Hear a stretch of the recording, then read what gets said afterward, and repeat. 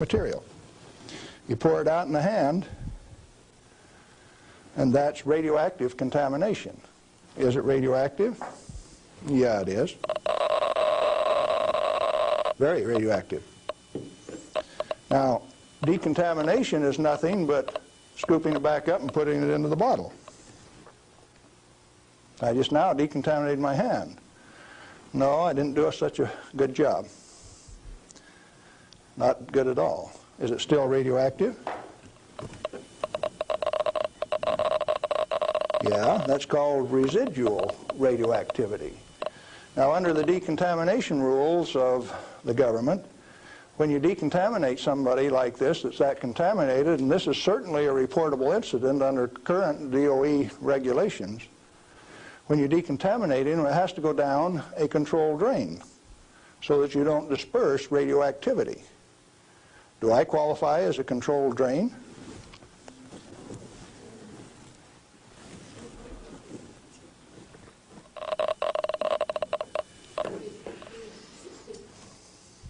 That material that I just ate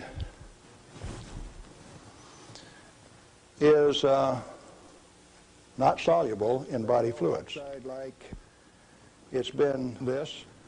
It was fired originally at 940 degrees C, where it becomes U3O8, known in the industry as HCl insoluble. In other words, it will not dissolve in concentrated hydrochloric acid, hot. Your stomach has 10th normal hydrochloric acid in it, so it won't even dissolve.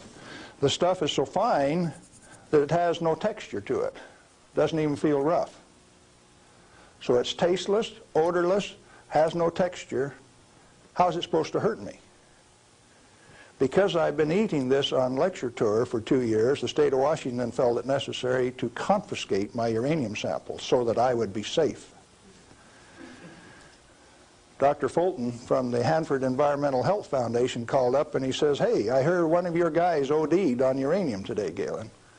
And we talked for a little while and he says, "Oh, that was you." And I says, "Listen, I can eat all that stuff I want." He says, "It'll ruin your kidneys." "How are your kidneys?" "They're fine."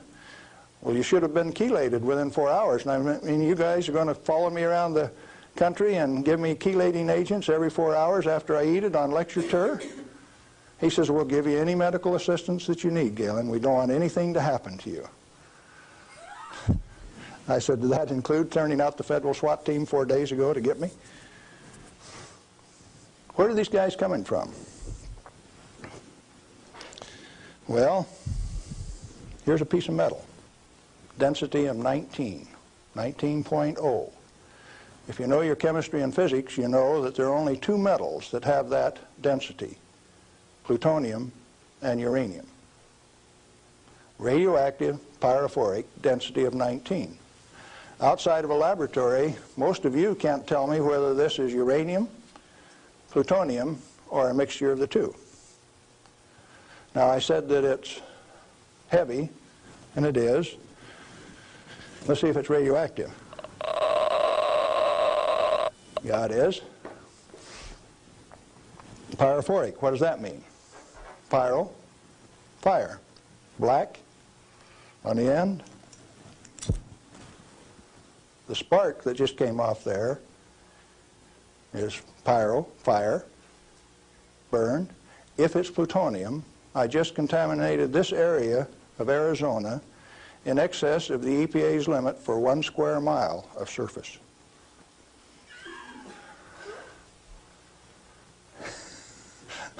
Somebody laughed. It's serious. The end of progress altogether says that I just contaminated you in excess of the limit for 1 square mile. It's now silver on the end. Tomorrow it'll be black because it self-oxidizes, this black color like this, all by itself. Plutonium does that and uranium does that. Is it hazardous?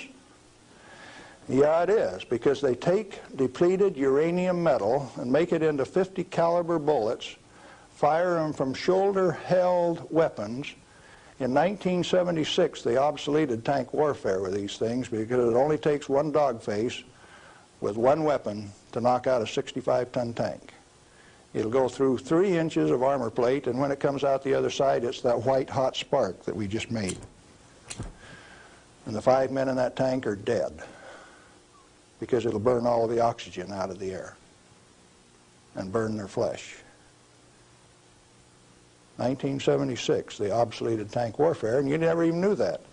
They make 10,000 of those bullets every day in the United States. We got enough in arsenal to sink all of Russia's tanks, and our boys in the Defense Department don't even talk about it. Yeah, it's hazardous to your health. Reminds me, lead is hazardous to your health too.